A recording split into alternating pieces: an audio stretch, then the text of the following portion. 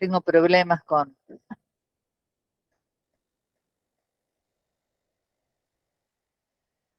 ¿Viste? Si le pongo de ahí donde dan, y ahora,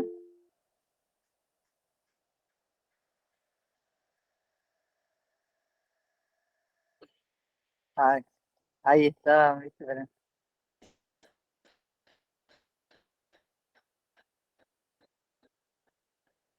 Pues yo le quería poner que aceptar a todos, pero ahí,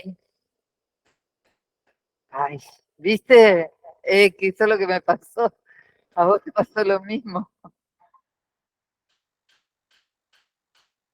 Ahí, ay, viste que uno no le alcanza el tiempo. No.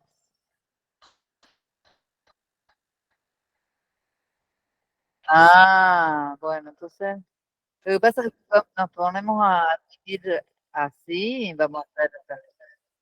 Ah, bueno,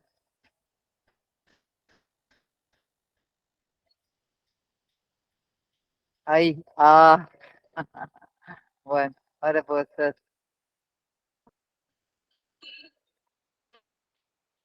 Bueno, entonces, vamos a hablar, como decía, de la biomecánica del raquis lumbar. Después del raquis cervical, el raquis lumbar es el que le sigue en cuanto a la movilidad. ¿Recuerdan cuando hablamos de raquis en chicos? Ajá, bueno, terminen de acomodar la ventana. ¿Está muy oscuro?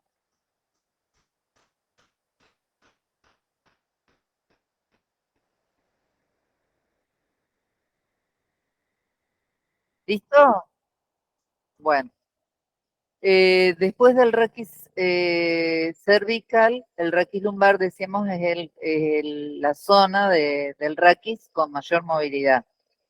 Y cuando, si recuerdan lo que vimos en raquis en conjuntos se van a también acordar de que hablamos del tamaño del disco, o de la dimensión del disco y de la relación disco-corpórea. ¿Se acuerdan? Que nos daba idea de la movilidad y ahí decíamos que era el raquis lumbar el que le correspondía un tercio en la relación, ¿eh? Dos quintos en el cervical, un quinto en el dorsal.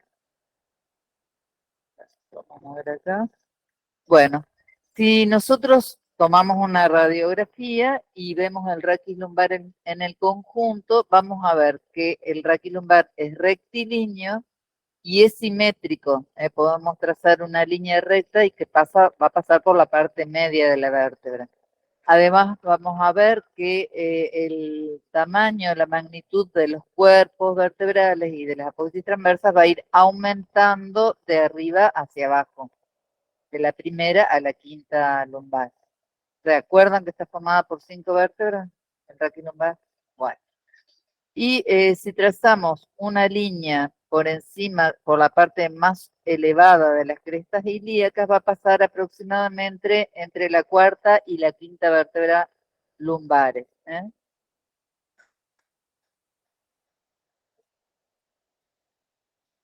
Pero como ahí no le puedo, ahí. Oh, ahí se me fue. Ah, ya está. Bueno. ¿Y acá qué pasó? Se me fue a...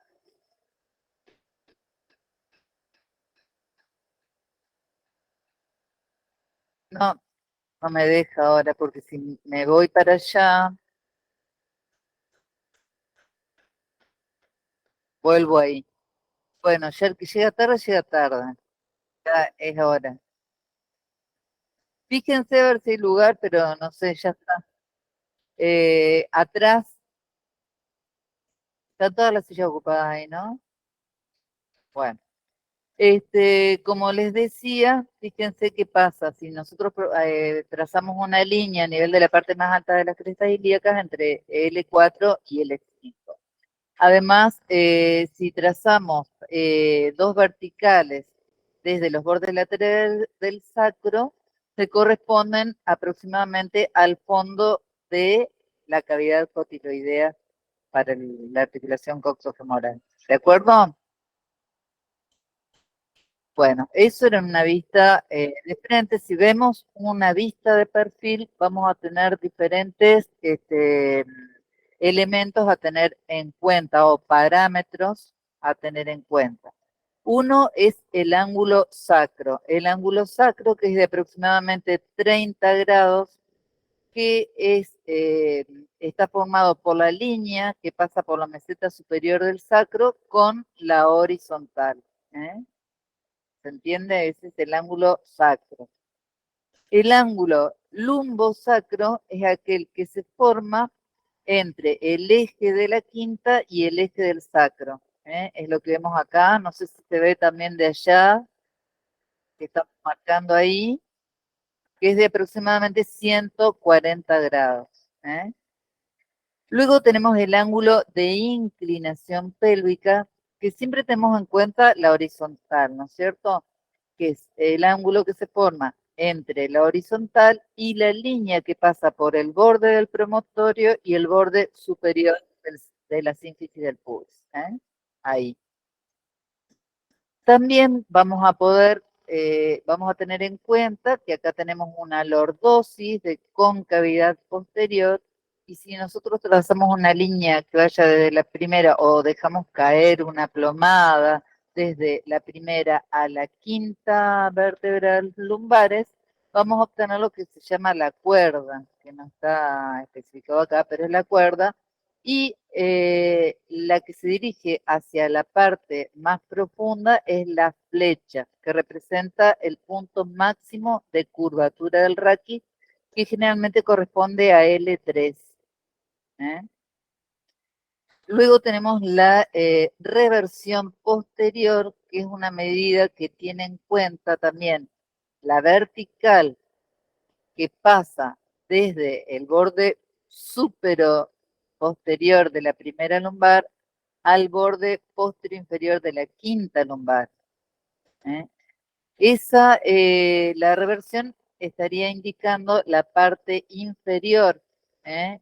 El borde posterior inferior del L5 y la vertical que desciende desde allí.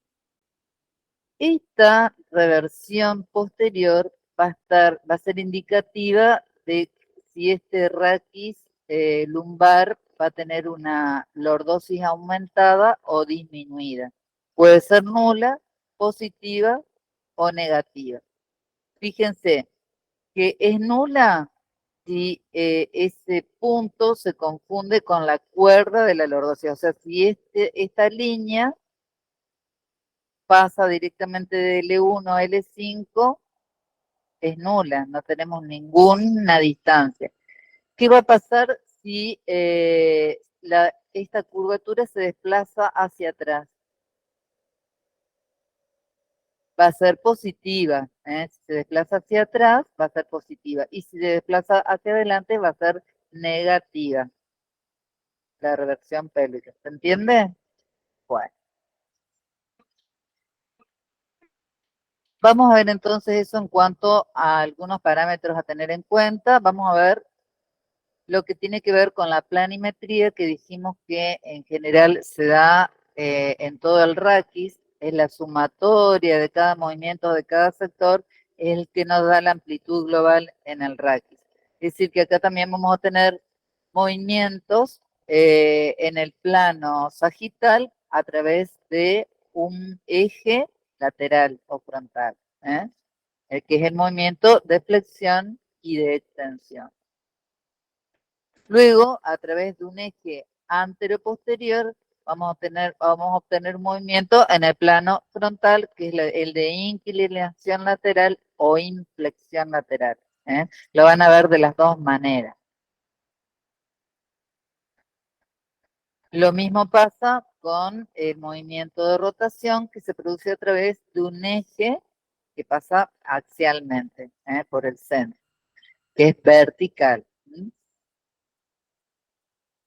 Bueno, perfil óseo y generalidades, haciendo un repaso de cómo está constituida una vértebra lumbar a diferencia del resto de las vértebras, o las particularidades que tiene una vértebra lumbar. ¿Recuerdan cómo es el cuerpo de una vértebra lumbar? es prominente, tiene forma reniforme, o sea, forma arriñonada, es más ancho que alto. Luego tenemos dos láminas que son bastante altas y que se dirigen hacia atrás a un punto de encuentro y a partir de allí tenemos la apófisis espinosa. En la unión de las láminas nos encontramos con la apófisis espinosa. ¿Cómo es apófisis espinosa? Es bastante gruesa, rectangular y se dirige directamente hacia atrás. A diferencia del raquis cervical, ¿cómo eran las apófisis espinosas en el raquis cervical? Sí, bifurcadas, bifurcadas, principalmente era una de las características. Y el dorsal, en, en las vértebras dorsales, ahí sí estaban muy inclinadas hacia abajo y hacia atrás. También tenemos, según Capangi, las apófisis costales, él lo denomina así porque dice que es impropio denominarla transversa, pero lo vamos a encontrar como apófisis transversa de todas maneras, o costoideas también, que encontramos cuatro, por supuesto, dos superiores, dos inferiores, que son las que le sirven para articularse con las vértebras vecinas, y en la parte posterior de la base de esas apófisis vamos a encontrar un tubérculo que se llama tubérculo accesorio o tubérculo mamilar. Luego también tenemos entre el cuerpo y todo el sistema apofisario posterior los pedículos, que son una porción ósea que une el arco posterior al cuerpo vertebral y forma el límite superior y el límite inferior del agujero de conjunción por donde salen los nervios rectos. Bueno, vamos a ver entonces, como decíamos, que tenemos apófisis articulares. Es importante saber la orientación que tienen estas apófisis articulares. Fíjense que las superiores, las dos superiores, presentan una carilla orientada hacia atrás y hacia adentro. Yo miro, es como si fuera así, en esta posición. Por eso también eso nos permite distinguir cuál es la parte superior o inferior de una vértebra lumbar. Si miramos las carillas articulares, vamos a ver que las superiores son, ¿de qué forma? Cóncavas, ¿no es cierto? Cóncavas. Miran hacia adentro. Y las inferiores tienen una dirección justamente opuesta para poder articularse con esa superior. Es decir, miran hacia afuera y presentan una carilla que es más bien convexa. Como lo ven, a ver cómo ahí. Esta es la inferior y acá estaría viendo la superior. Una imagen oblicua. Y fíjense que si nosotros vemos una vértebra sobre la otra, cada vértebra lumbar va a estabilizar lateralmente a la vértebra contigua superior mediante esos topes que representan, como van encastrándose esas apófisis articulares. Y ahora vamos a ver qué consecuencia trae esa disposición. Que por ahí en algunos libros lo encontramos como trocoides, al género articular, pero nosotros lo vamos a dar como artrodies, porque en realidad el movimiento no es tampoco, justamente en esta región, no es un movimiento rotatorio lo que más las caracteriza, todo lo contrario. Así que lo vamos a considerar de género artroide. Bueno, ahí tienen cómo están orientadas las carillas articulares. Si nosotros miramos verticalmente cómo estarían orientadas, y esto hace que esa orientación vertical de las carillas, vamos así ubicándolas en cada sector, van a permitir una mayor flexión, extensión, van a permitir el movimiento de flexión, extensión, pero van a limitar mucho más los ligamentos laterales y sobre todo movimientos rotatorios, porque acuérdense que una está mirando hacia adentro, la parte de abajo está mirando hacia abajo y se van como limitando los movimientos. Bueno, ahí vemos, vamos a ver situación. Sí, no sé, a ver.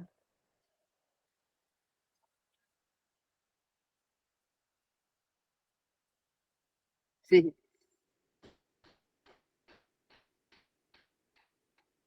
claro, las inferiores se dirigen hacia abajo, hacia afuera, pero las superiores están hacia adentro, hacia adentro. Fíjense que por ahí en una versión, ¿eh?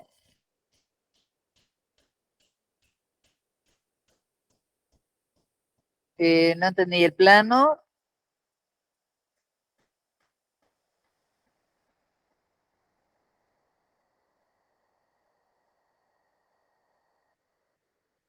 El plano es oblicuo hacia atrás y hacia afuera. El plano es una cosa, ahora la carilla y la orientación es otra cosa, ¿se entiende? Se habla de plano en general, cómo están ubicadas, ¿eh? Pero en realidad, si hablamos de la forma de las carillas, es esta forma, ¿eh? Por eso, a veces tienen que leer todo y ubicarlo en contexto, y a veces hay errores también, y hay diferencias entre una edición y otra. Pero si hablamos de plano, sí, es hacia atrás y hacia afuera, ¿eh? Pero la orientación de las carillas articulares es así, ajá. Si ustedes miran una vértebra cuando vayan por ahí a hacer el práctico, busquen vértebras lumbares para poder ver realmente cómo están orientadas, ¿eh? Se ve perfectamente y es una de las características por las cuales ustedes pueden distinguir una vértebra lumbar, ¿eh? Porque a veces dicen el tamaño, pero hay vértebras lumbares chiquitas porque tenemos que tener en cuenta que el tamaño es de acuerdo al mismo individuo, ¿eh? Si nosotros comparamos un individuo pequeño de talla baja con un individuo de talla alta, y vamos a la morfología va a ser diferente y va a ser mucho mayor que otro, y vamos a decir, el lumbar de ese lo vamos a decir que es cervical del otro individuo, ¿se entiende? O sea, tiene que ser en relación al mismo individuo. Por ahí sí, uno ve una vértebra lumbar muy grande y ya nos damos cuenta que es lumbar, pero si no, lo que vale es la comparación o mirar este tipo de características como para poder individualizarlas, ¿sí?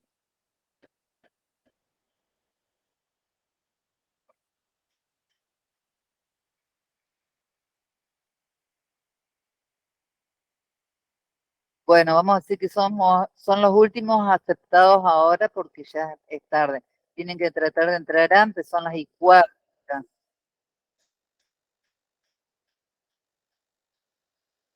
Así que a partir de ahora, cerrada la admisión.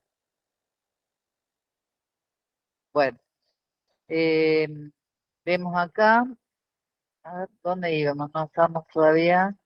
Terminamos a ver acá, sí, lo terminamos de ver. Y vamos a ver que como tenemos una curvatura, una lordosis, vamos a ver que hay diferentes vértebras que cumplen funciones específicas, ¿eh? Por ejemplo, en este caso, la L3 y la T12 tienen características que le son propias de esas vértebras, ¿eh? Eh, L3, vemos, fíjense cómo está ubicada esta vértebra, que está en el vértice o justamente en la parte más prominente de la curvatura. Posee, vamos a ver, un arco posterior más desarrollado, ¿eh? ¿Por qué? Porque es el punto de relevo muscular, de músculos que ascienden, como por ejemplo el dorsal largo, que es un músculo que viene de la masa común, y que toma relevo muscular para insertarse en las vértebras que están por encima, y también, por ejemplo, se insertaría en las apófisis transversas, y otro de los músculos que hace como un relevo es el epiespinoso, cuyo origen en las espinosas es a nivel de L3, ¿eh? Es decir, que tiene muchas inserciones musculares y los músculos al actuar movilizan esta vértebra. Es decir, que esta sería una vértebra pivot que tiene función en la estática también, porque los músculos son estabilizadores dinámicos en la estática, pero también tiene función en la dinámica, ¿eh? Por ese relevo muscular y porque, fíjense, las mesetas también son paralelas y horizontales, y vamos a ver que es la primera vértebra realmente móvil, porque la cuarta y la quinta ya van a estar funcionando más bien con la cintura pélvica y en relación más con el sacro, ¿eh? Profe, Sí, le pregunto, en el libro, en el Capanji dice eso, que L3 es la más móvil, pero después en el final del capítulo habla de que L4 y L5 cumplen una función más móvil. Entonces como que se está contradiciendo en una parte porque dice que si bien la L3 es la más móvil, después 10 páginas adelante dice que L4 y L5 son las más móviles del segmento lumbar. Y bueno, vieron que hay contradicciones, pero yo considero de que esta realmente que está en la curva, otra de las cuestiones que me hace pensar que sí es la más móvil, es que hay una teoría del mazo o del mango de herramientas, por otro lado, que habla de que cuanto mayor sea la parte apofisaria, de mayor dimensión sea, es como si lo comparamos al mango de las herramientas. Si uno tiene un mango más largo y golpea, va a mover más que si uno tiene un mango más corto y golpea. Entonces las vértebras, digamos como la T12, por ejemplo, que el arco posterior es mucho menor de tamaño, va a ser una vértebra más estática de precisión y de transición. Si nosotros vamos a la quinta lumbar y va a haber movilidad, pero va a estar ya más relacionada con la movilidad sacra, que ya sabemos cómo es, y bueno, y depende también de a qué movimiento estamos dirigiéndonos. Pero en general L3 se la considera como la más móvil. ¿Mm? ¿Se entiende o si quedó claro? Después lo podemos ver y Sí, sí. lo pueden volver a revisar también en el práctico cuando analicen gestos. Acuérdense que esto es parte de la teoría y después tienen que ir al gesto que según el gesto va a ir variando. ¿Estamos? Eh, Fíjense que la torácica 12 constituye, acá la tenemos, el punto de inflexión entre el raquis torácico y el raquis lumbar. Justamente es una vértebra de transición, también denominada vértebra charnela. El cuerpo es mucho más importante en su relación con el arco posterior, a diferencia de L3, que era lo contrario. El cuerpo era de menor, digamos, eh, volumen o que el arco posterior. Aquí, ¿qué pasa con T12? Justamente está en el punto de inflexión y además los músculos pasan a manera de puente. En general, no toman inserciones notables a ese nivel. Y bueno, Delmas dice que es una verdadera rótula del eje vertebral, o sea, estaría como aumentando, por ejemplo, el ángulo de tracción o estaría justamente eh, como bisagra de un raquis con el otro, punto de inflexión. Bueno, y luego tenemos otra de las características de esta región, es la charnela lumbosacra. Tenemos que ver que el cuerpo de la quinta lumbar es cuneiforme. ¿Por qué? Porque tiene que estar en el medio entre el raquis, que viene vertical, y el sacro, que es más horizontal. Entonces se tiene que adaptar a las dos. También es una vértebra de transición y que está entre el raquis lumbar, que es más móvil, y el sacro, que ya sabemos que son piezas óseas que están soldadas. ¿Mm? Entonces vamos a ver que la chanela lumbosacra constituye un punto débil del edificio raquídeo. ¿Por qué? Vemos que está inclinada la quinta vértebra sobre el sacro y si nosotros vemos el peso que es descargado a ese nivel, el peso del cuerpo que viene y recae sobre la quinta lumbar, ese peso lo podemos descomponer en dos fuerzas. Una fuerza que es perpendicular a la meseta superior del sacro, ¿sí? Y otra fuerza que vemos que es predominante, que es paralela a la meseta de la quinta vértebra lumbar. Y esa fuerza va a tender a desplazar la vértebra hacia abajo y hacia adelante, ¿cierto? Es por eso que ese punto, hay un punto de la charnela que es más débil y donde pueden producirse lesiones alterando la dinámica del rayo. La sólida unión del arco posterior del E5 impide ese deslizamiento. Es decir, que acá los medios de unión también son muy importantes a este nivel. Fíjense que las apófisis articulares inferiores del E5 se encastran también con las apófisis articulares superiores de la primera sacra. Fíjense cómo están ubicadas. Están en una visión superior para resistir esas fuerzas provenientes del peso del cuerpo.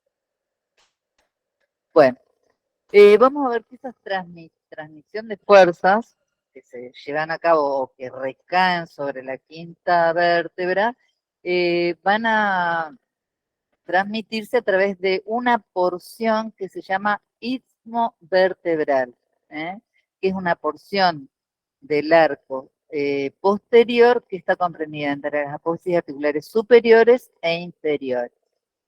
Se usa el famoso perrito de la Chapelle como para poder ubicarnos en lo que es el istmo vertebral y las lesiones que se producen a ese nivel, que son los que van a traer muchos problemas, dolores, muchas algias a ese nivel cuando hay algún traumatismo, algún problema, alguna patología.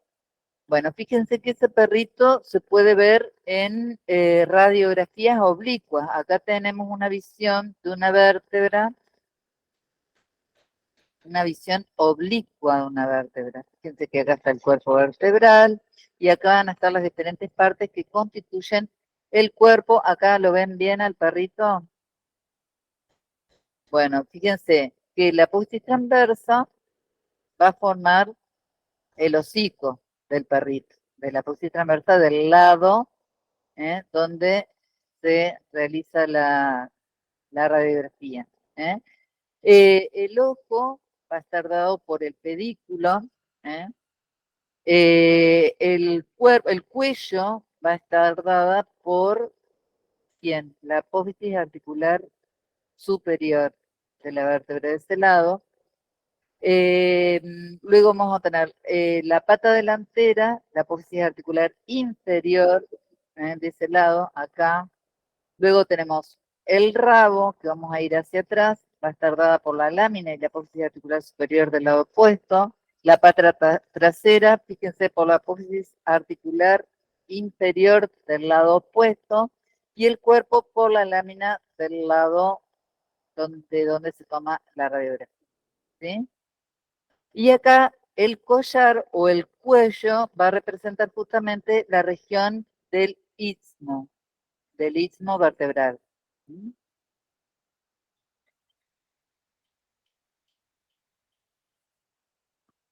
Bueno, ahí van a ver que vemos cuando la disposición y la vértebra está normal, se ve, ahí tienen el perrito, pero cuando el istmo se rompe, voy a ver lo que es la espondilolisis. Lisis quiere decir ruptura.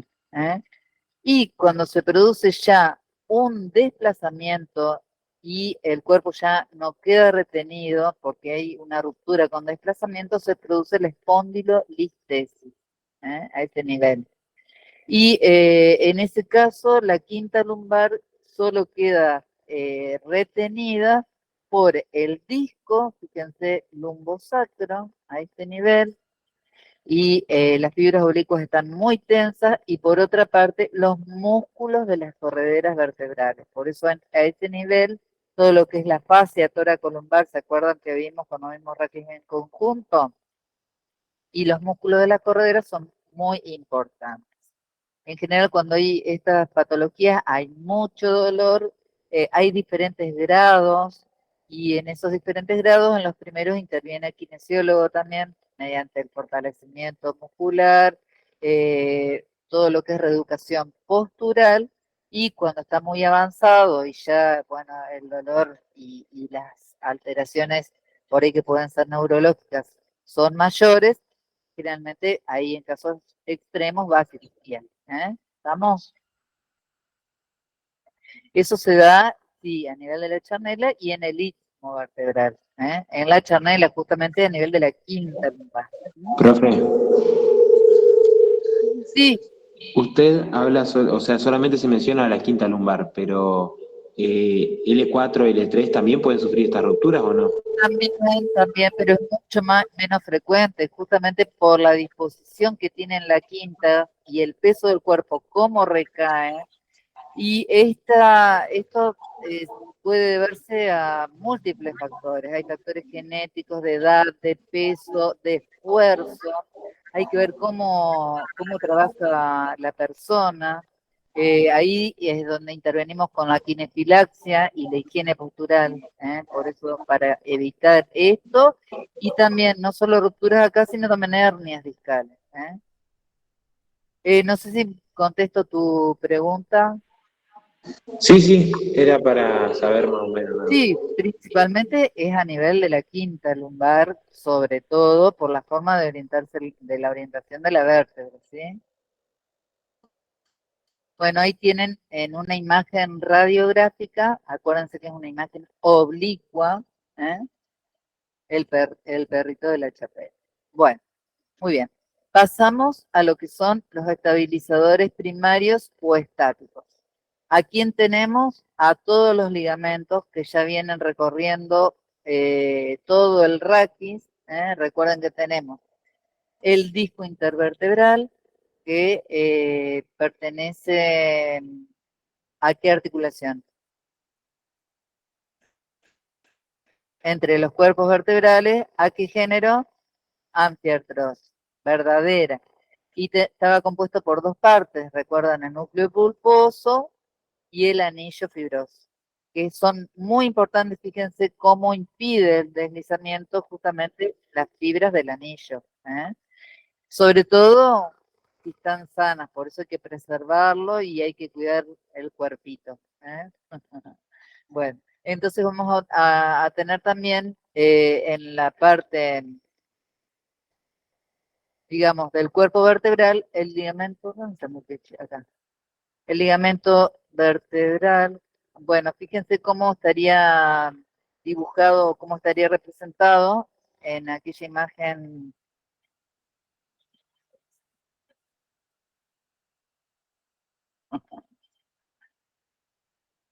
Ahora no quiere. Oh, bueno, vamos a apuntar a ver ahí. No, y está también ahí, a ver ahí. No. Bueno, fíjense, acá, claro, estaría representado, fíjense, el núcleo, el núcleo, el disco y el núcleo que con sus propiedades hidrofílicas mantienen hidrófilas y sí, atraen agua. Fíjense cómo mantienen y resisten a las fuerzas de compresión. Luego tenemos el ligamento longitudinal anterior, el ligamento longitudinal posterior, que van por el borde anterior del cuerpo, posterior del cuerpo, y todos los ligamentos del arco posterior, que tenemos ligamentos amarillos que unían ¿qué? Las láminas.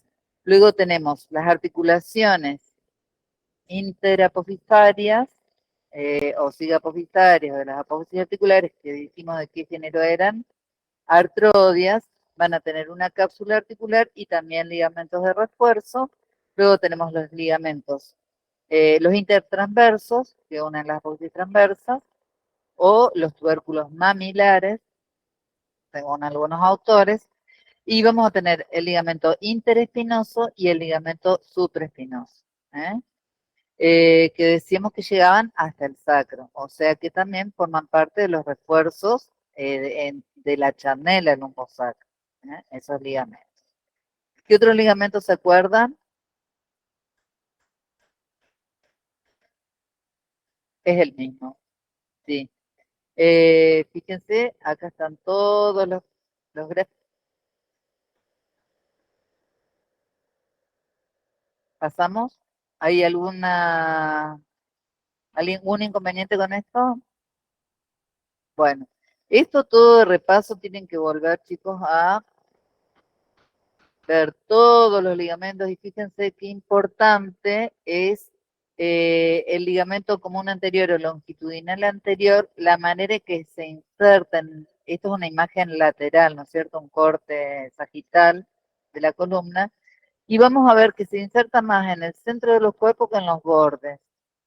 En los bordes, fíjense que hay un punto desplegable, que es donde cuando se produce fenómenos artrósicos o de degeneración ya del cuerpo de la vértebra, se producen excrescencias óseas que son fácilmente identificables cuando vemos una radiografía, que son los famosos osteofitos, que si leen eh, algún informe radiográfico y el paciente tiene artrosis, seguramente que va a decir osteofitos, ¿eh?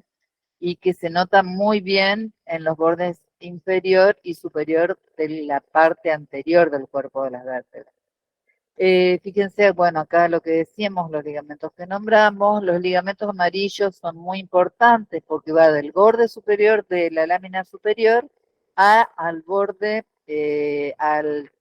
la cara interna de la lámina superior de la vértebra inferior. Entonces cubre por delante y llega hasta las articulaciones de las apófisis articulares. Llega bastante hacia los laterales. Y fíjense también el ligamento común posterior que está, si nosotros sacamos todo el arco posterior de las apófisis, ese ligamento está como festoneado. Fíjense que se inserta en los discos y se extiende lateralmente a nivel de los discos y es más angosto a nivel de los cuerpos vertebrales. ¿eh?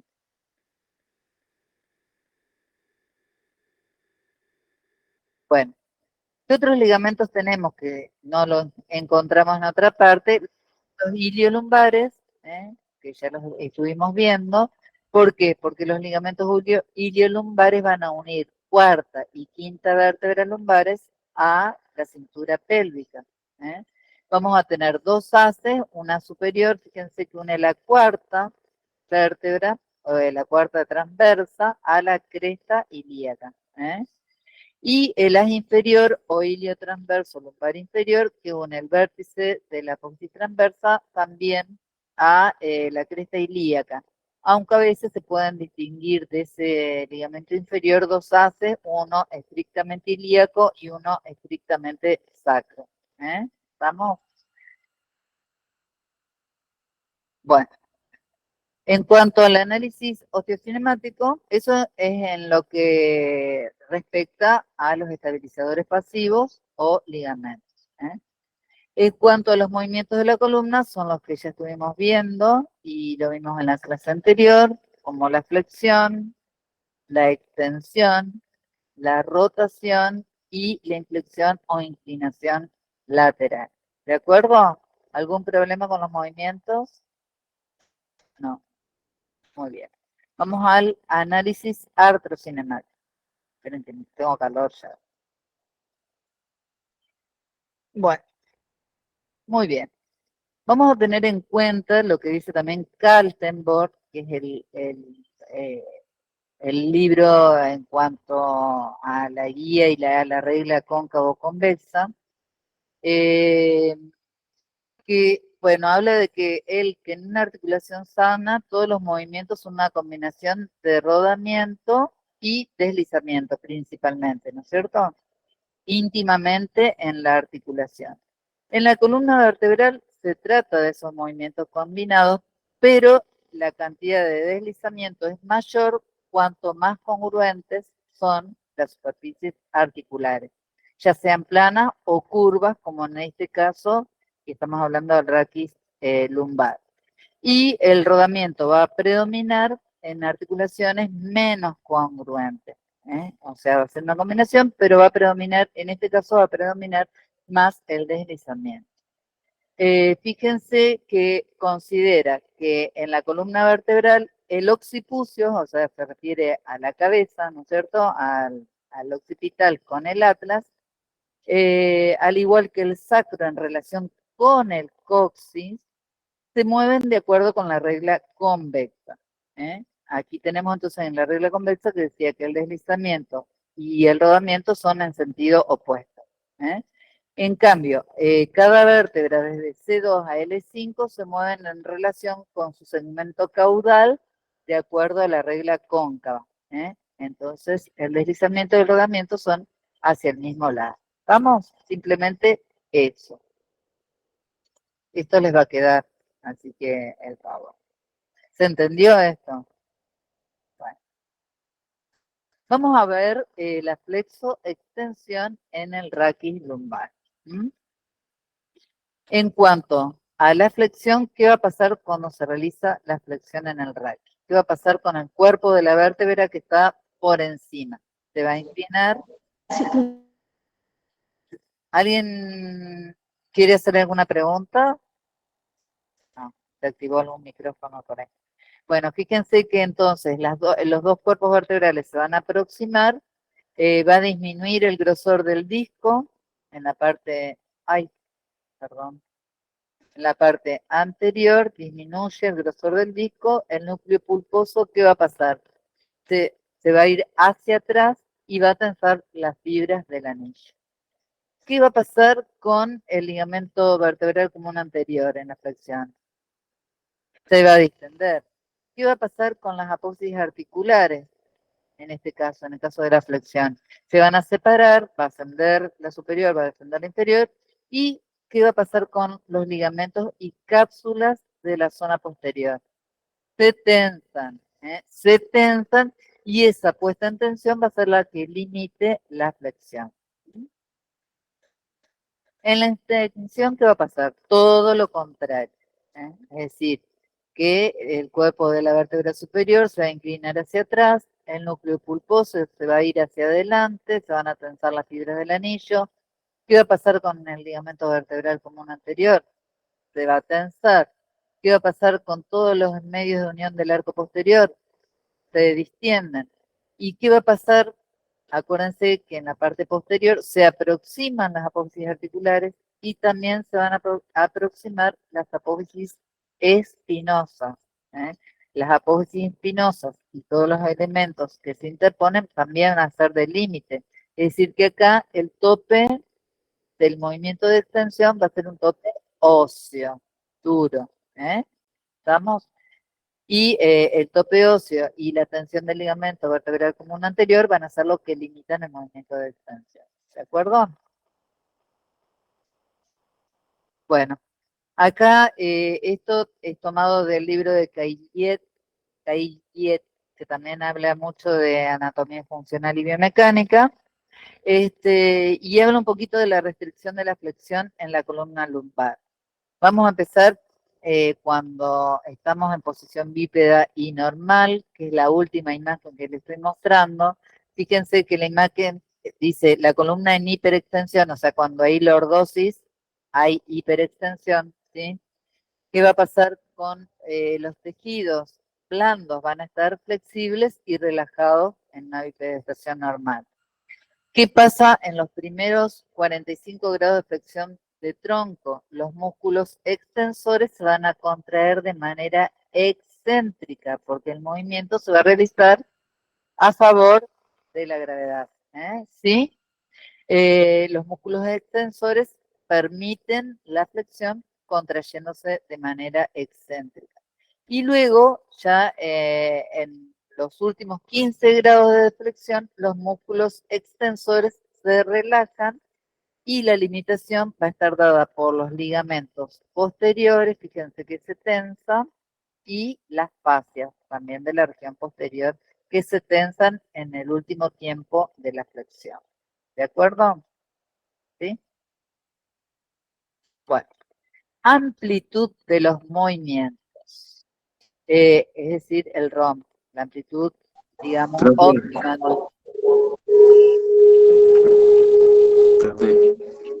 Sí, Jasmine Tisler tiene algo para decir. Sí, yo, con ella. Dijo, perdón, los últimos 15 grados que no escuché. Los últimos 15 grados, fíjate que van a estar. ¿Qué va a pasar en los últimos 15 grados? ¿Quiénes? La tensión va a pasar, ¿de quién? de todos los ligamentos posteriores y de la fascia. Entran en tensión. Se tensan porque el movimiento va a quedar, alguien lo va a limitar al movimiento, y es la tensión de esos elementos blandos de la región posterior, que es lo que vimos que pasaba en la flexión. ¿Sí? ¿Se entendió? Claro, pero los músculos también se distienden o permanecen tensionados. ¿Cómo? Los músculos también se distienden o permanecen tensionados. En la última parte, y lo que Sí. más tensa son las zonas que no se pueden, los elementos que no son elásticos. Es decir, las fascias y los ligamentos los que se ponen en tensión. ¿eh? El músculo está más relajado en la última parte de flexión, y lo que más se tensa son las partes blandas relacionadas a la inextensibilidad que tienen. ¿Se entiende? Sí, sí, gracias. ¿Ustedes, chicos, entendieron? Recuerden que tenemos diferentes elementos y que las fascias no solo unen y delimitan, ahí compartimentan estructuras, sino que también tienen partes que no son extensibles. Y esas, justamente los ligamentos también y las fascias son inextensibles o permiten cierta tensión y distribuyen cargas y distribuyen fuerzas, pero son las que se van a poner en tensión en un movimiento máximo. ¿Sí? Bueno, entonces tenemos la amplitud de movimiento óptima, digamos, que es una flexión de 40 y una extensión de 30 grados. Luego tenemos el movimiento de inflexión lateral o de inclinación lateral. ¿Qué va a pasar en la inclinación lateral? Pasa lo mismo que en la flexión y la extensión. O sea, cuando la vértebra suprayacyente se inclina hacia el lado de la concavidad, fíjense, ¿qué va a pasar? Se aproximan las transversas del lado de la concavidad y se van a tensar todos los elementos y se van a alejar las apófisis transversas y las articulares también del lado de la convexidad. ¿Sí? Y se van a tensar también limitando el movimiento. ¿De acuerdo? Hay un deslizamiento desigual de las apófisis articulares y hay una distensión de los ligamentos amarillos, de la cápsula del lado de la concavidad y tensión de los mismos elementos del lado de la convexidad. ¿Sí? Así queda limitado ese movimiento. Sí, también, acá ya no sería tanto duro. ¿eh? Las articulares sí, en parte se imbrincarían una con otra, sí, y sería también sería parte más bien elástico firme, ¿no? Que directamente duro. Igual es un conjunto, ¿no? Porque se tensan todas las de la conversión. Sí. Bueno, y el movimiento, fíjense que no es tan amplio tampoco, de 20 a 30 grados. ¿eh? El de inclinación o inflexión lateral. Recuérdense que las amplitudes, como hablamos, son relativas, porque depende de la contextura, depende de la genética, depende de la actividad misma que haga esa persona. No va a tener la misma movilidad un gimnasta que un sedentario, una persona de 20 años que una de 40, y así sucesivamente. Además, un raquis puede ser dinámico o puede ser estático. Ya naturalmente va a variar. Bueno, Profe, sí, acá en el libro dice que la flexión y la extensión del raquis es la flexión de 60 y la extensión de 35. Igual tomamos bueno, los valores que usted dijo recién. bueno, vieron que varía de acuerdo a las circunstancias. Pueden poner, ahí les dije de 40 y de 30. Bueno, después dice cuando habla de raquis en conjunto, habla de una cosa, y cuando habla de cada raquis en particular, habla de estos valores. Por eso, manténganlo dentro de ese rango y está bien. ¿eh? Porque van a encontrar diferentes textos con diferentes rangos de movimiento. En lo único creo que coinciden es en que la rotación es mínima. Y ahora vamos a ver que la rotación es la que es el que menos amplitud de movimiento tiene. ¿Por qué? Fíjense que acá tenemos las apófisis articulares. Volvemos a las apófisis articulares. Esas apófisis articulares dijimos que eran cóncavas las superiores y convexas las inferiores, ¿no? Y fíjense que están circunscritas, esta es una vértebra superior del raquilumbar y una vértebra inferior, están circunscritas dentro de un cilindro, un círculo, cuyo centro se halla aproximadamente, si acá continuamos con el sistema apófisario, aproximadamente en la base de la apófisis espinosa. Es decir, que si yo hago un movimiento de rotación, el eje del movimiento no va a pasar por el centro del cuerpo vertebral, sino que se va a ir desplazando hacia atrás. El movimiento de rotación no va a pasar por acá, sino que va a ser desplazado hacia atrás, siguiendo el círculo que corresponde, o el eje que corresponde al de las apófisis articulares. Estamos hablando de movimiento de rotación, chicos. La rotación es diferente, por eso acá va a estar mucho más limitado el movimiento, porque en lugar de haber un movimiento rotacional puro con el eje central en el medio del cuerpo, va a haber un movimiento que se va a llamar de cizallamiento, que es cuando se ejercen fuerzas paralelas al plano. Entonces, si ese disco, ese cuerpo, se desliza de manera paralela, siguiendo el eje que está más posterior hacia la base de las apófisis espinosas, se produce una fuerza de cizallamiento y se produce una mayor tensión justamente en las fibras del anillo que se oponen a ese movimiento. Recuerdan que eran oblicuas y eran cruzadas. Teníamos todo un sistema de fibras a nivel del disco fibroso, ¿sí? Profe, El anillo. Sí, ¿podría explicar de nuevo cómo se produce la rotación? a ver, ¿qué entendiste? Explícame vos y yo te voy acomodando. ¿Qué entendiste? Hola. No tengan miedo, está bien que pregunten, pero quiero saber, a veces es interesante o importante saber qué es lo que entendieron o hasta dónde entendieron. Claro, fíjense que acá decíamos que las apófisis articulares, ¿cómo eran? Cóncavas, miraban hacia adentro. Ese circulito sería donde se encuentran las apófisis articulares incluidas. Si nosotros prolongamos la forma que tienen estas apófisis articulares, estarían inscritas dentro de ese círculo. Ese círculo tiene un punto central que es el eje, que le va a dar el eje de movimiento de esas apófisis articulares. Ese eje de movimiento, si nosotros vemos la vértebra completa, porque acá solamente vemos las apófisis articulares, si nosotros vemos la vértebra completa, trasladamos esta imagen. A esta imagen, fíjense que el eje no va a estar en el cuerpo, sino que va a estar alejado, más o menos, en la base de la apófisis espinosa. Entonces, si yo quiero rotar esto, ¿qué va a pasar a nivel del cuerpo de la vértebra? Se va a producir un movimiento que se llama de cizalla, un deslizamiento paralelo de un plano sobre otro.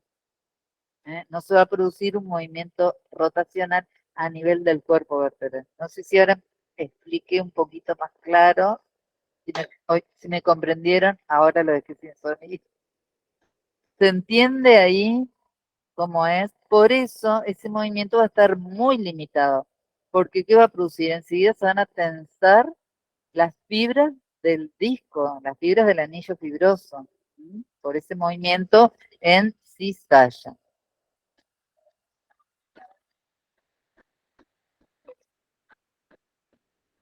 Claro, se deslizan, pero en sentido así, no hacen este movimiento, sino que el de los cuerpos es como un plano paralelo, ¿se entiende? Porque el eje del movimiento va a pasar acá. Imagínense que se Profe, mueve. Sí, ¿ese movimiento de ensayamiento produce un desplazamiento del disco en el mismo sentido o no? ¿cómo en el mismo sentido? Claro, A porque ver, nosotros... No, dígame, dígame. ¿cómo? No, dígame con qué es lo que me iba a decir. No, no te entiendo, no se escucha. Vení a hablar acá. No, le entendí. ¿Qué era lo que me dijo? ¿Ustedes me pueden repetir?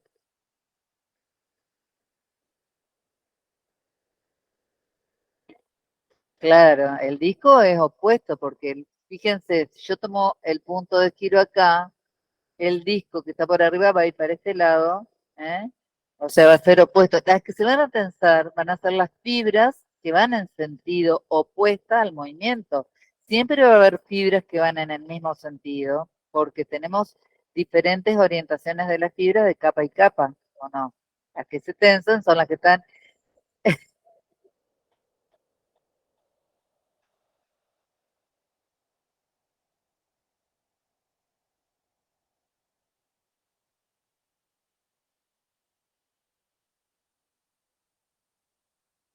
Claro, pero ¿quiénes se van a tensar? Las fibras que están opuestas al movimiento, de acuerdo al movimiento de rotación que hace, una va a rotar con respecto a la otra.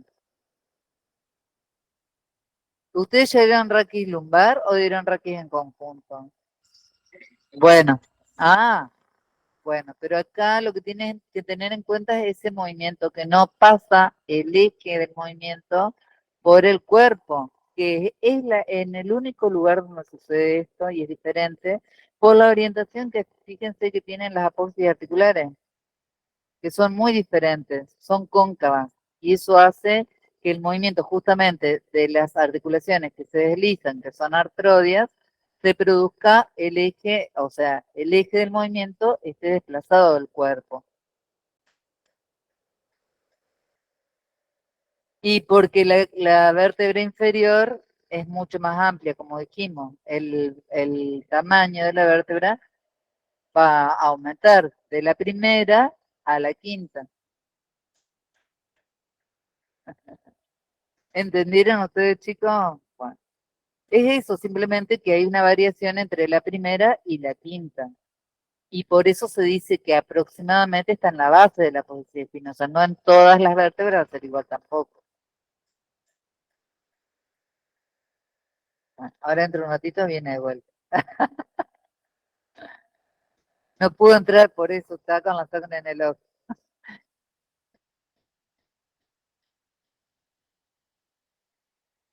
Ah, bueno, está bien, pero ¿entró la mayoría o no? Ah, bueno, está bien, está bien, está bien. No hay problema, entraron igual, porque les dije que no iban a entrar después, pero bueno. Bueno, fíjense entonces la rotación de la vértebra superior sobre la inferior, fíjense allá, y cómo va a cambiar el sentido. Bueno, el raquis lumbar, como decimos, no está conformado para realizar la rotación axial y va a estar limitado por la orientación de las carillas articulares. Por lo tanto, la amplitud del movimiento de rotación es de aproximadamente 10 grados, 5 grados para cada lado y 1 grado en cada segmento. ¿Eh? Es una rotación mínima, por término medio. Y del raquis aislado, por favor. Después vamos a tener otras variaciones de acuerdo al raquis dorsal, por eso dorsal tenía una amplitud y respecto al sacro también. Hablamos del raquis lumbar aislado, ¿sí? Bueno, ¿qué va a pasar también? Habíamos visto otros ligamentos que no los estuvimos teniendo en cuenta en los movimientos que analizamos, que son los iliolumbares. ¿Qué va a pasar? Durante la inclinación lateral, ¿qué les parece a ustedes? Se van a tensar los del lado de la convexidad y se van a distender los del lado de la concavidad.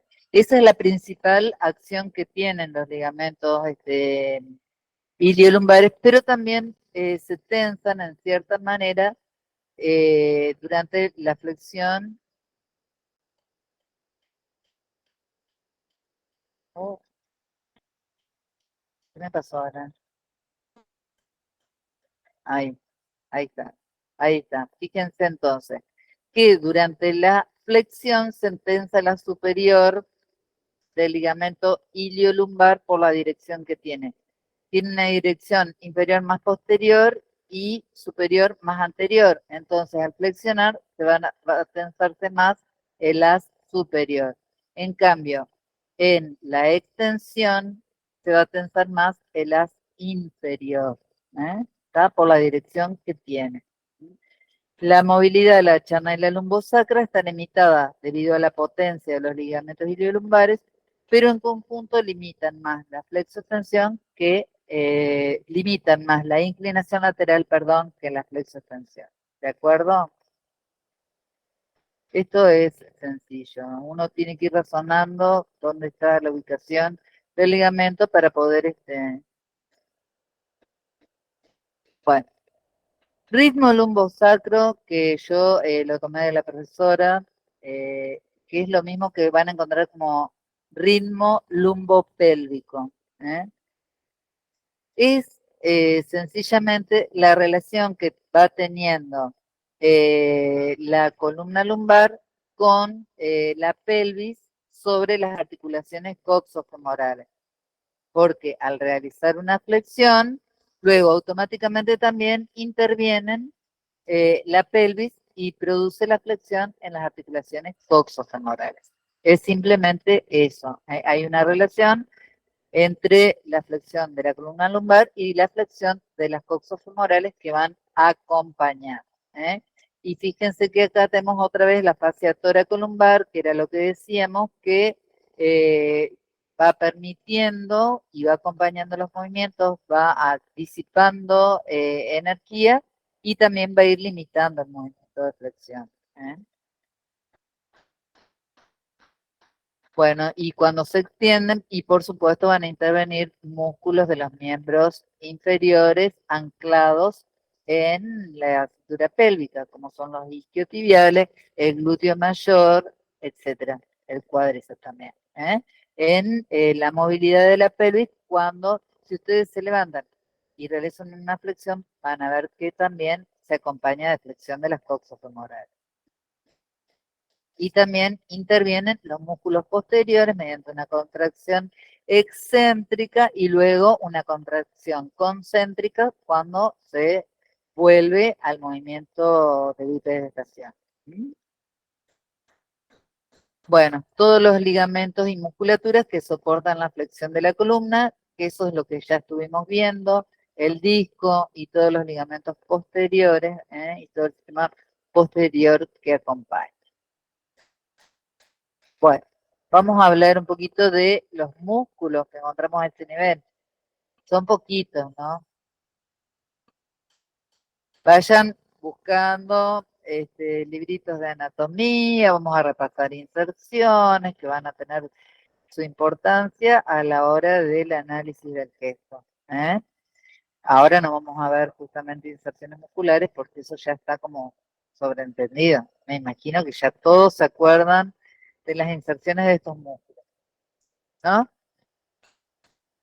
Un repasito, es una repasada, una repasada. Bueno, hablamos de los estabilizadores primarios, que eran todo el sistema ligamentoso, y vamos a hablar de los estabilizadores secundarios o dinámicos. La mayoría de los movimientos que se efectúa la persona al agacharse, al levantarse, se llevan a cabo en 3 dimensiones. El de la flexión, principalmente la flexión anterior o ventral, casi los movimientos de extensión son menores, son menos frecuentes, digamos. La flexión lateral y la rotación, y generalmente se produce una combinación de estos movimientos todo el tiempo. Esto exige una coordinación compleja de un gran número de fuerzas de los músculos del tronco. Los músculos agonistas actúan alrededor del E4 y el E5 con sus respectivos brazos de potencia. Se trata de los músculos oblicuos, muy importantes, externos e internos, y los músculos erectores de la columna, recto abdominal y dorsal ancho. Todos los que encontramos en la región lumbar. Junto con la contracción del agonista, hay una contracción simultánea del antagonista.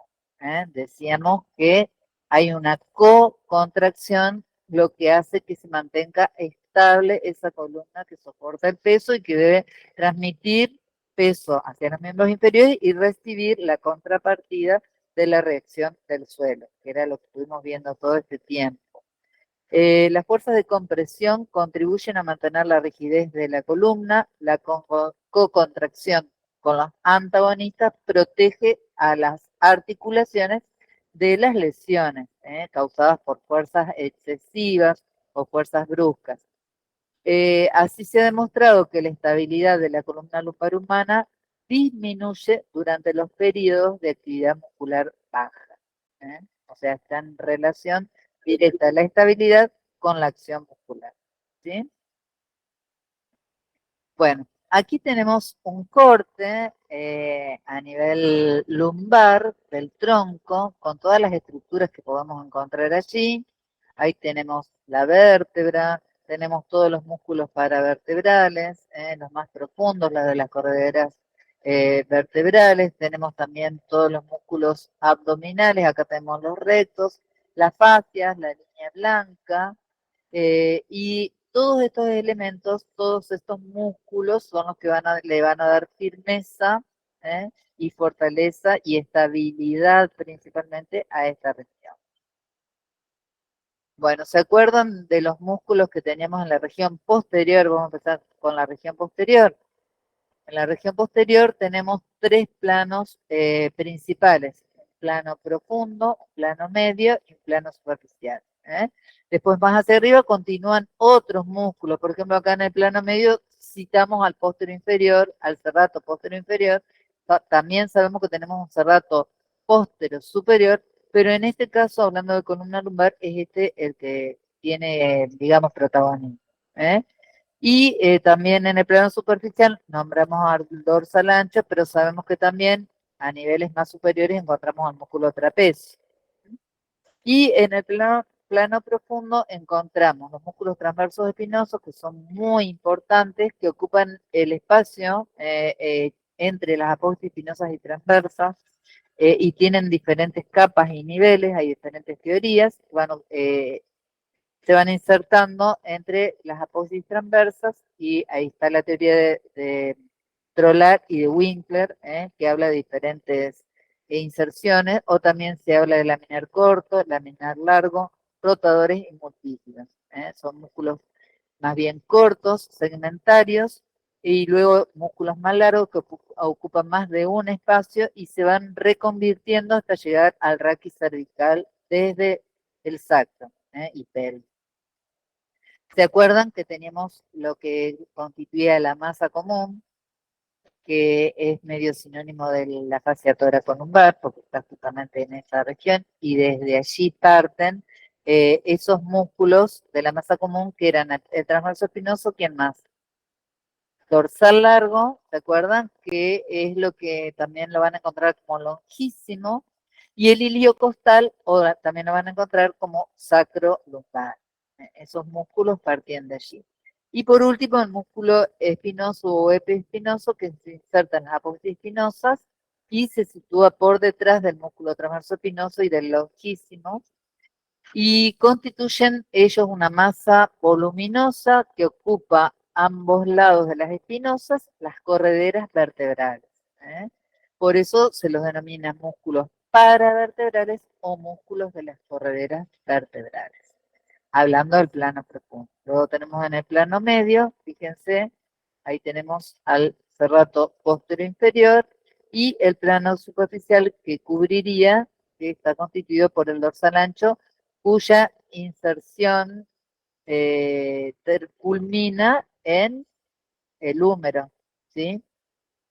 O sea que vamos a ver que tiene una acción muy importante en los dos segmentos. Bueno, acá los tenemos, fíjense cómo están ubicados. Los interespinosos también, que son pequeños músculos que se encuentran a los lados de la línea media. Transverso espinoso, epiespinoso, fíjense en las apófisis espinosas.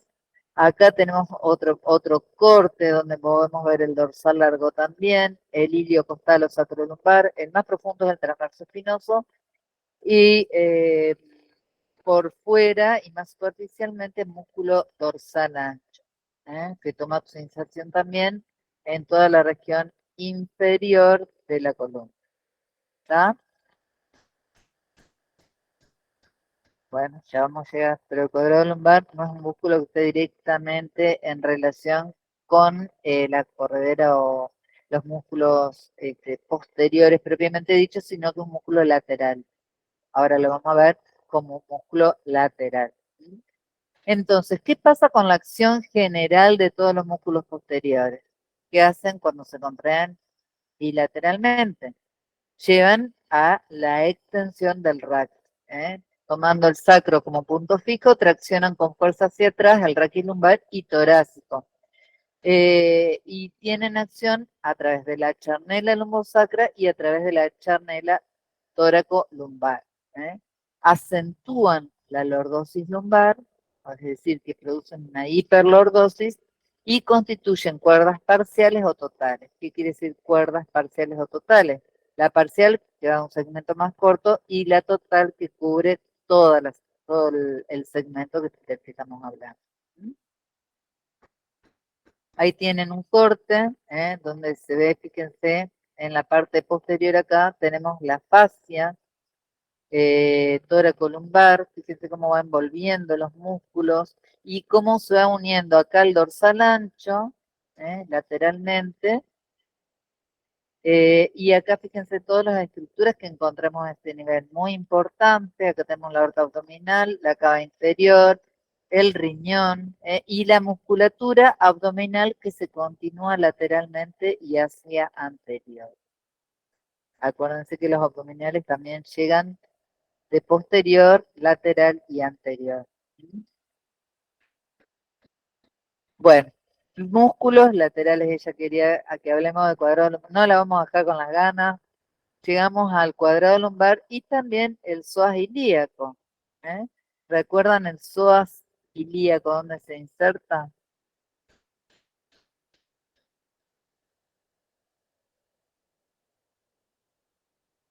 Exactamente, la cara anterior lateral de los cuerpos de las lumbares y transversa de las lumbares en la parte anterior.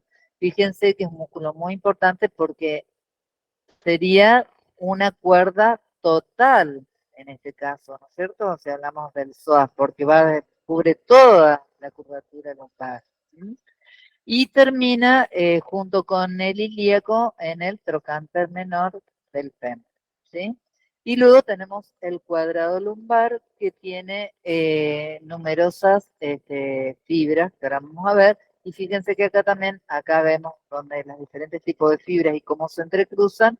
Y acá lo que vemos más profundamente es el transverso espinoso, en la profundidad. Y acá tenemos el psoas. Bueno.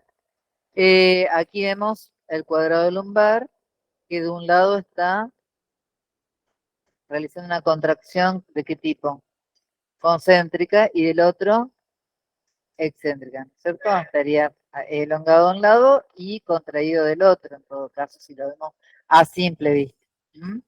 Ese músculo, fíjense cómo forma toda una serie de redes que tiene fibras que unen la última costilla a la cresta ilíaca, tiene fibras que unen la última costilla a las apófisis transversas de las vértebras y fibras que a su vez unen las apófisis transversas de las vértebras lumbares a la cresta ilíaca, o sea, en direcciones cruzadas.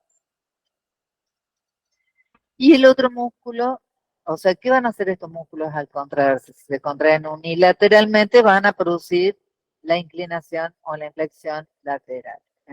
El psoas ilíaco, que ya sabemos dónde se inserta, cuando toma punto fijo sobre el fémur, lo que va a movilizar es la columna lumbar, porque es el músculo principal flexor de la cadera. Pero si nosotros tomamos punto fijo en el fémur y movilizamos la región lumbar, que es el otro punto de inserción, lo que va a producir justamente es una inclinación, pero este músculo también va a producir una rotación hacia el lado opuesto a su contracción. Le va a imprimir un movimiento de rotación hacia el lado opuesto a su contracción. Y como se inserta en la curvatura, en la convexidad de la curvatura lumbar, al contraerse, lo que va a producir es aumentar la lordosis, lo que provoca una hiperlordosis del raquis, que es una acción muy importante del psoas.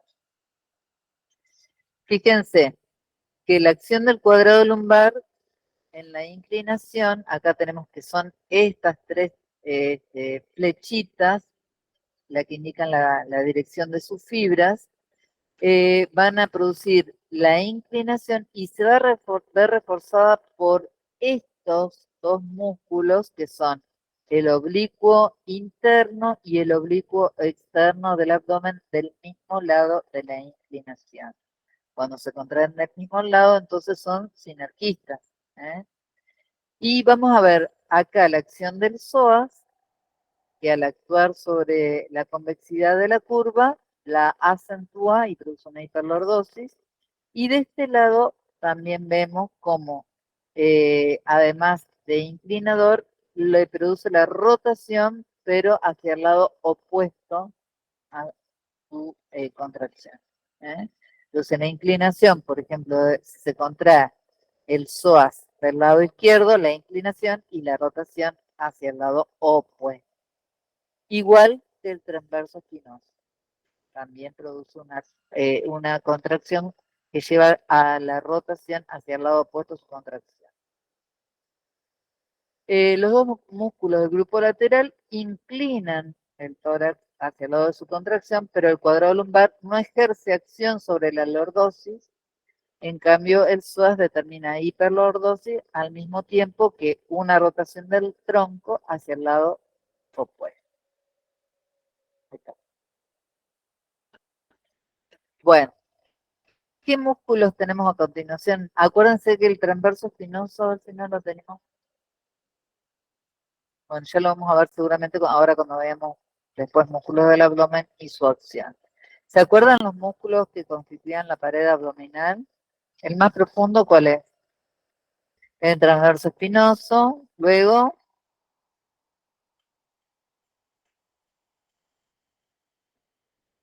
perdón, el oblicuo menor o también se llama oblicuo interno, y luego el oblicuo externo u oblicuo mayor. Y por delante el músculo recto abdominal que está entrecruzado, fíjense, por rafes tendinosos. Bueno, dentro de los músculos acá tenemos, fíjense, el recto y el transverso del abdomen. Pero el recto del abdomen lo que hace, esas dos bandas van a actuar a distancia del raquis. Van en la parte anterior, van a distancia. Pero ¿qué va a pasar cuando se contraen?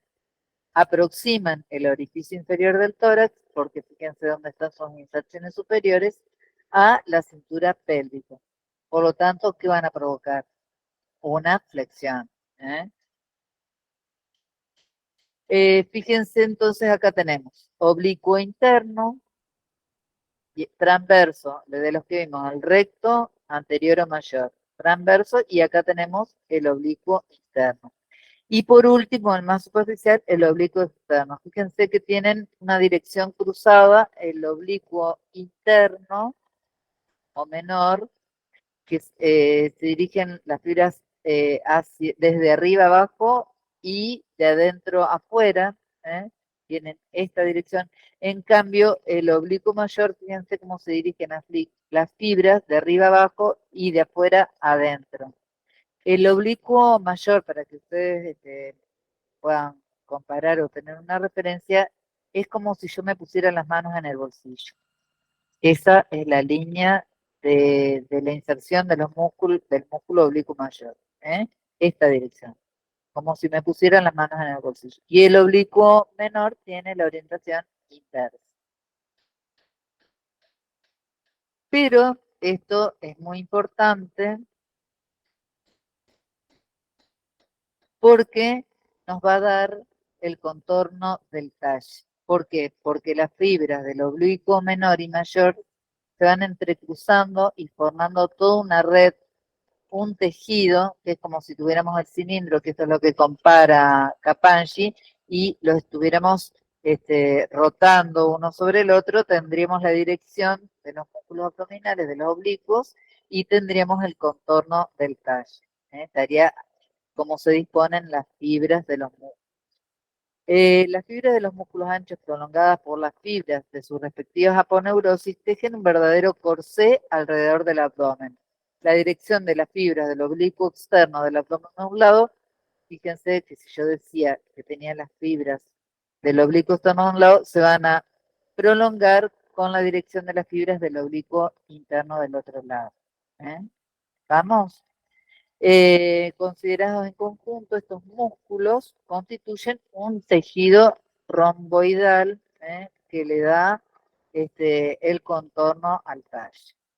Además, también en la parte inferior, acá tenemos el transverso, el oblicuo interno y el oblicuo externo, forman como una faja en la parte inferior del abdomen, y la eficacia de esa cincha está determinada por la tonicidad principalmente de los músculos anchos y desempeñan en la parte inferior del abdomen un papel esencial en el parto durante el periodo expulsivo. ¿eh? Son muy importantes los músculos abdominales. Bueno, estos músculos abdominales, como vimos que se entretejían e iban cruzados digamos, de la mitad del tronco hacia la otra, van a combinarse para producir la rotación del raquis. El oblicuo mayor del lado opuesto y el oblicuo menor del mismo lado van a producir rotación hacia la izquierda, por ejemplo, y en el sentido opuesto, la rotación hacia el otro lado. ¿Se entiende? Se combina la contracción de un oblicuo mayor con la del oblicuo menor contralateral para producir la rotación. Fíjense que era lo que yo les decía de uno de los músculos profundos que unía apófisis espinosa con apófisis transversa, que es el transverso espinoso. Este músculo, aparte de extensor del raquis y de inclinarse todos los músculos cuando se contraen de un lado, el transverso espinoso es uno de los principales músculos también que intervienen dentro de los profundos en la rotación del raquis. Toman punto fijo las apófisis transversas de la vértebra que está por debajo y tiran hacia afuera de la apófisis espinosa de la vértebra que está por encima, determinando una rotación hacia el lado opuesto a su contracción, en torno al centro de rotación localizado en donde, en la base de la apófisis espinosa, que es lo que vimos. ¿De acuerdo? Y el trayecto enrollado en espiral alrededor del talle de los músculos anchos le confiere una gran eficacia, así como sus inserciones a distancia de la caja torácica que movilizan no solo el raquis lumbar, sino también el raquis torácico inferior, porque tienen inserciones, ya sabemos, los últimos ortocostales en el esternón también. Para obtener una rotación del tronco hacia la izquierda, es necesario contraer el oblicuo externo del lado derecho, por eso les decía el oblicuo mayor del lado opuesto, y el oblicuo interno izquierdo. Es preciso recalcar que estos dos músculos están enrollados en el mismo sentido alrededor de la cintura y que sus fibras musculares y aponeuróticas se prolongan en la misma dirección, que era lo que les decía, el oblicuo mayor de un lado con el oblicuo menor del lado opuesto. ¿Vamos bien? Bueno, eso en cuanto a la rotación. Y el psoas del lado contrario. ¿sí? El psoas principalmente no es, sí, claro, es rotador, sinergista. Pero, bueno, hablando de rotación de tronco, sería muy allá eso, si hablamos de agonismo. En la flexión del tronco, como ustedes bien dijeron, y dije yo también, los abdominales lo que hacen es aproximar el tórax a la cintura pélvica, por lo tanto van a producir una flexión. Fíjense que actúan ay,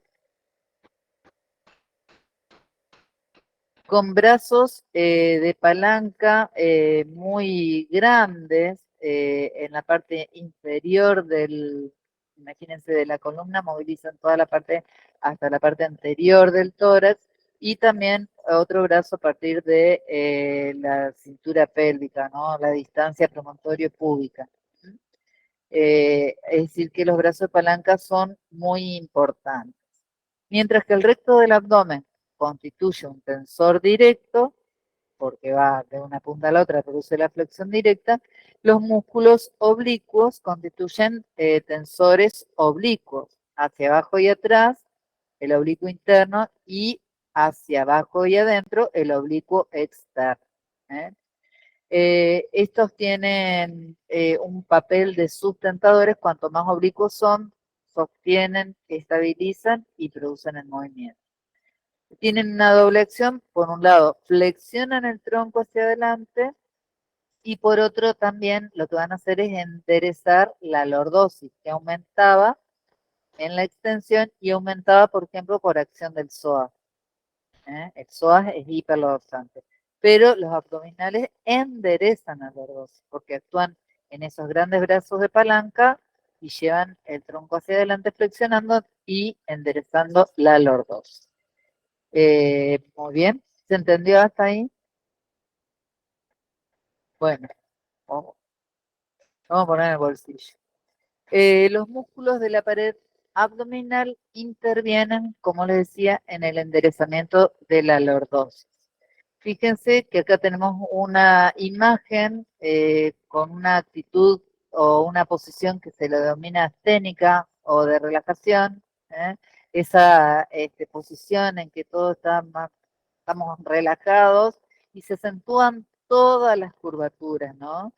Conlleva una exageración de las curvaturas.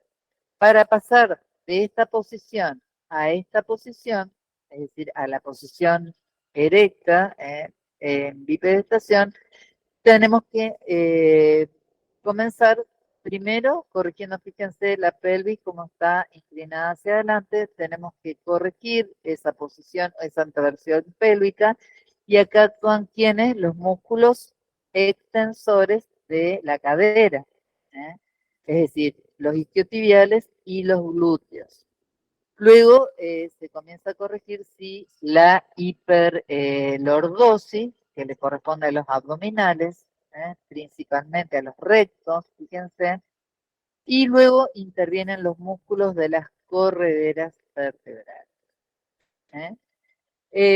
Siempre se dijo que los músculos abdominales intervenían en todo momento en esta posición. En realidad, se sabe que no intervienen tanto en el enderezamiento inconsciente, o sea, cuando se produce el movimiento de manera habitual e inconsciente, que eso es un reflejo postural, pero sí intervienen en ese enderezamiento cuando el individuo, por ejemplo, realiza un transporte de carga.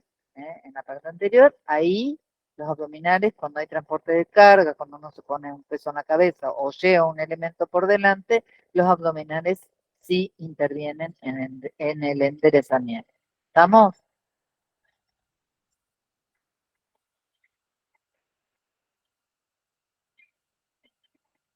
Los abdominales, pero intervienen los erectores siempre. Los posteriores sí intervienen, importante. Pero los abdominales, si ustedes levantan cualquier elemento, se van a dar cuenta, si lo piensan, que sus abdominales se contrajeran. Hagan la prueba, hagan el intento y van a ver que los abdominales aumentan el tono y se contraen. Y los erectores también. Pero bueno, ahí está la cuestión de que por eso también no se los trabaja tanto ahora ya de esa manera tampoco, sino que se trabaja todo el core que se llama, y se trabajan abdominales, espinales, tratando de preservar la columna, y fortalecer esos músculos de esa manera también. Bueno, esto es un poquito volviendo a lo que vimos cuando vimos raquis en conjunto, que una manera de preservar la columna era de utilizar al tronco como una estructura hinchable. ¿Se acuerdan que cerramos todos los orificios y que intervenía el diafragma, intervenían los abdominales por delante y que el abdomen podemos considerarlo como una estructura hinchable, cerrada por la musculatura abdominal, diafragma, músculos perineales. En la maniobra de Valsalva, cuando se hace una apnea, se produce un aumento, un gran aumento de la presión de esa cavidad. Pero ese aumento, a su vez, de presión hace que se transforme ese abdomen en una estructura rígida por delante de la columna y que la proteja por un tiempo o un periodo muy breve, nada más. ¿eh?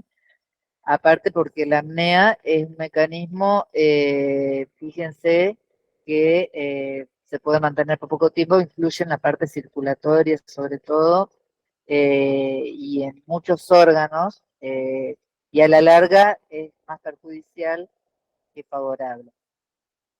Y disminuye la tensión esa forma de actuar de los espinales en un 55%, pero solamente si lo utilizamos de manera fugaz, digamos. Es muy útil, fíjense, para suavizar las fuerzas que se ejercen sobre el raquis, sin embargo, solo actúa durante espacios de tiempo corto, y porque tiene importantes alteraciones circulatorias el uso habitual.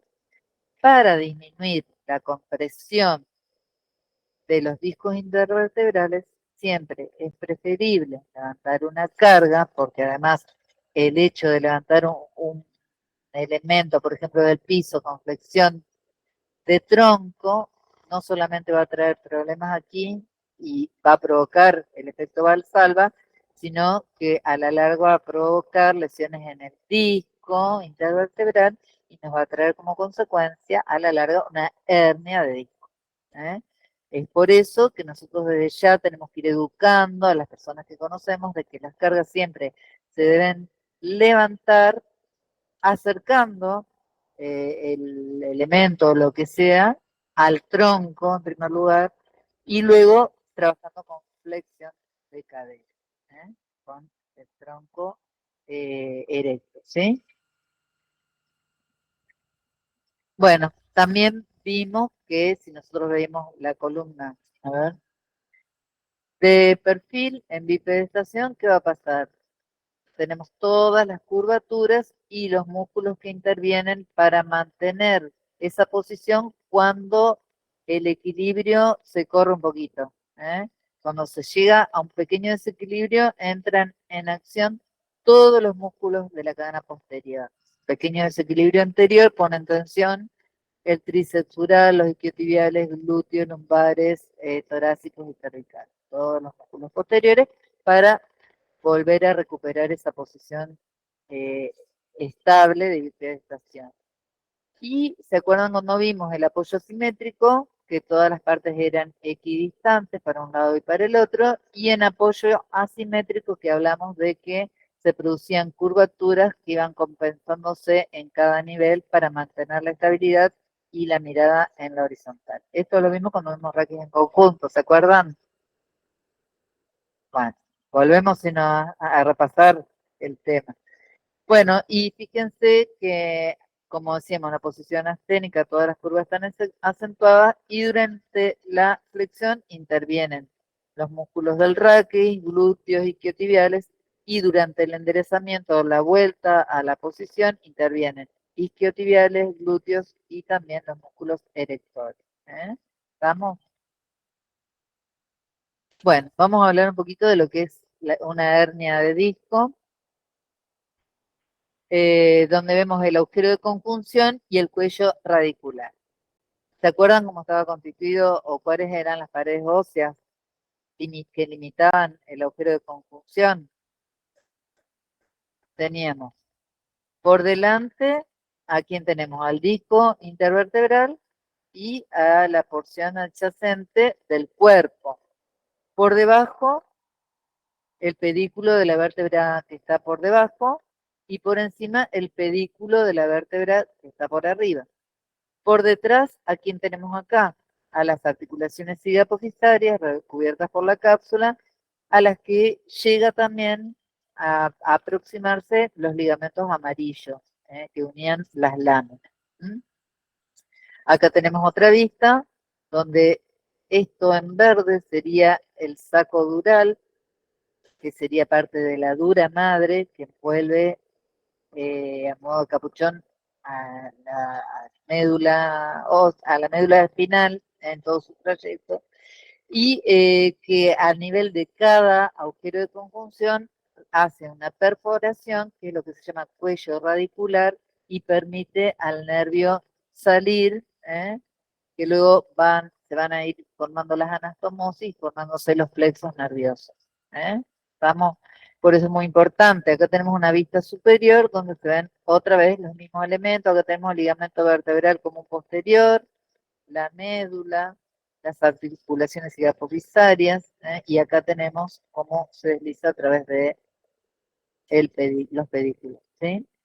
¿Se entiende eso? ¿Cómo sale esto? Bueno, fíjense ahí que el nervio raquídeo reposa sobre el pedículo de la vértebra inferior, pasa por ese estrecho desfiladero, entre todos los elementos que ya vimos, y esos son elementos sólidos e inextensibles. Cuando hay alguna alteración, se produce una compresión a ese nivel. Esto es un poquito de lo que significa el cuello radicular, que es donde penetra o traspasa el nervio, la dura madre o el saco dural, para pasar hacia el exterior y formar los nervios raquídeos. Bueno, diferentes tipos de hernias. Bajo el efecto de una presión axial, fíjense, acá tenemos el núcleo pulposo y las fibras del anillo que forman el disco.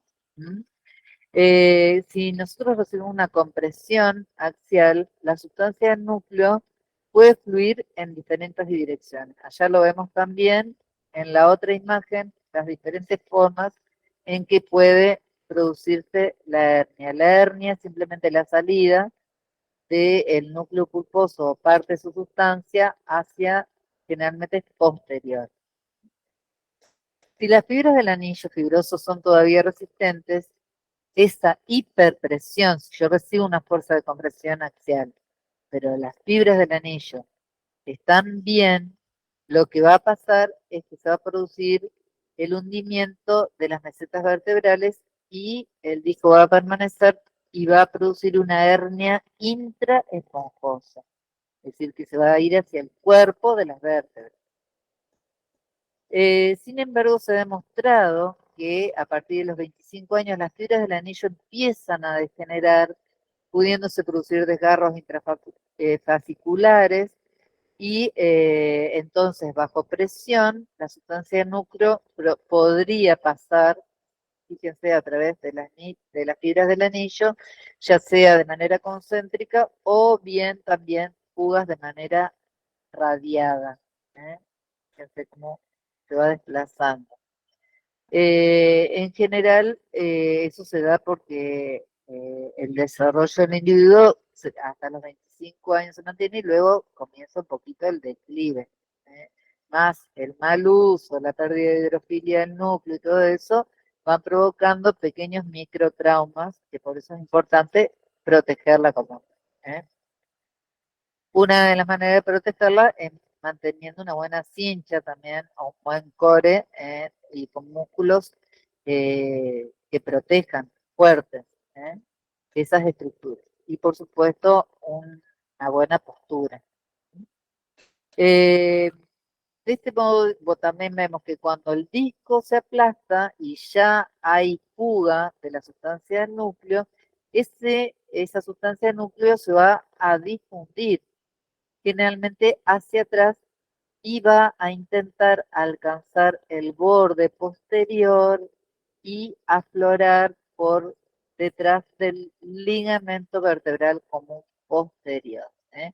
Que cuando el ligamento posterior se rompe, esa sustancia del núcleo se va a introducir en el conducto.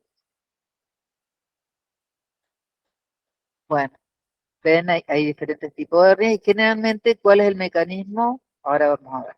¿Qué piensan ustedes? Se va para atrás el núcleo y rompe las fibras del anillo, ¿cuál será el mecanismo de producción de una hernia? Claro, flexión y rotación, que es lo que hablamos anteriormente, y en la flexión con el levantamiento de cargas o pesos. ¿Eh?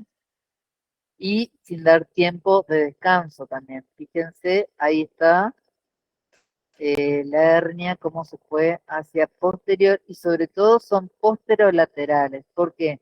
¿Recuerdan cómo era la forma del ligamento vertebral común posterior? Que era festoneado y disminuía su dimensión a nivel de los cuerpos vertebrales. Entonces, bueno, eso facilita que la hernia se desplace hacia posterolateral. Cuando la hernia alcanza la cara profunda del ligamento longitudinal, tensa las fibras nerviosas, produciendo dolor lumbar, algia, todo lo que es algia es dolor. ¿Eh? Es simplemente un síntoma. Todas las algias son síntomas. Cuando la hernia comprime el nervio raquídeo, es la causa de la radiculalgia, que dependiendo de la topografía del dolor, adquiere distintas denominaciones.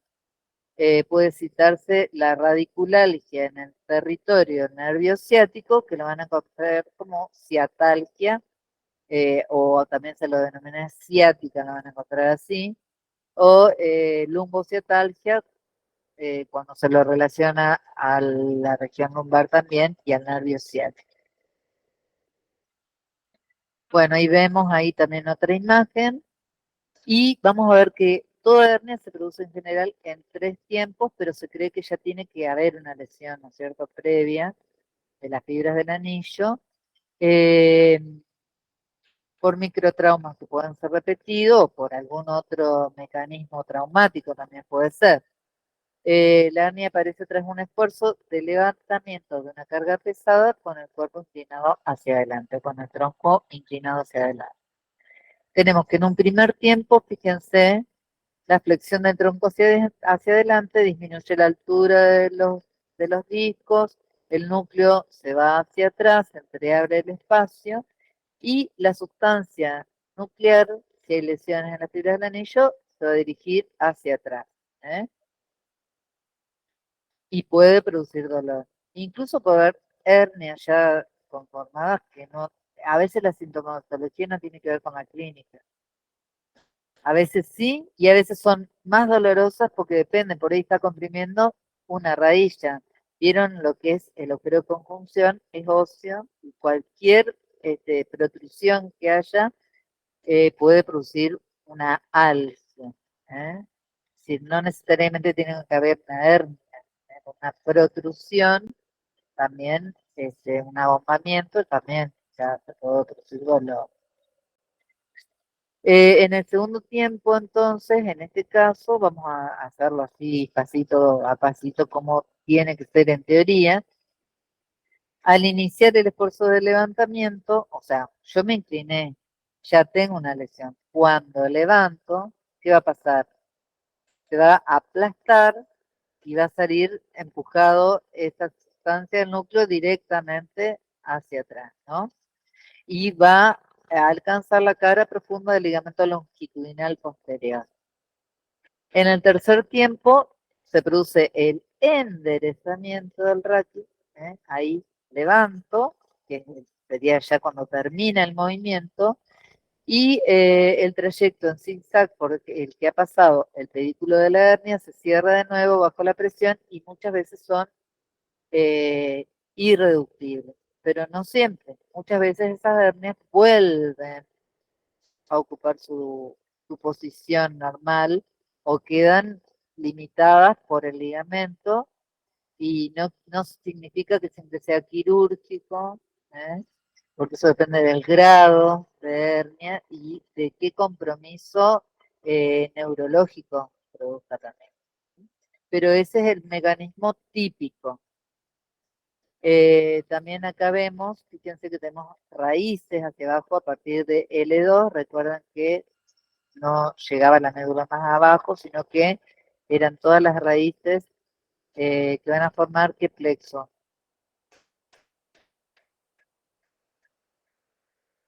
El plexo sacro. ¿Eh? En la parte más inferiores las raíces las forman el plexo sacro.